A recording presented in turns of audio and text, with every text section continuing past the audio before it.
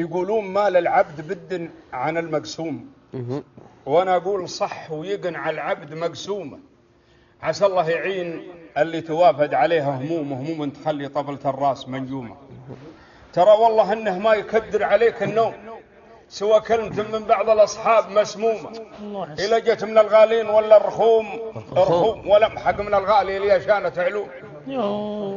اضعاف الروابع تبتلش والقروم تشوم، ولا هي بلا شامة من الشيم مليومة، ولا زين من القاع الخلا والوجيه سلوم، ولا رفقت مع طول الايام ملغوم، ولا لذ من عشرة شريف من اقصى يقوم، يبادلك فعل الطيب معناه وسلومه، ولا شفت في جو الصداقة غبش وغيوم، عطيت الدروب اللي مع الارض مرسومه، ولا مثل عز النفس لو ما معك مطعوم، وعن اهل الشماتة خلى الاسرار مكتومة معي. لو سمحت شوي عقب عداك اللومة بعطيك عن بعض الرياجيل معلومة، ترى اللاش لو وقف معك في حياته يوم تشوف الردى متبين فيه من يوم.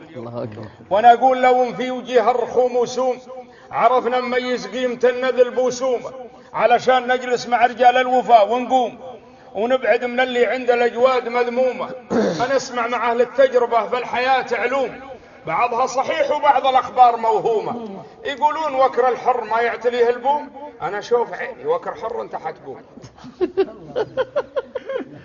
يا طلب الشيخ.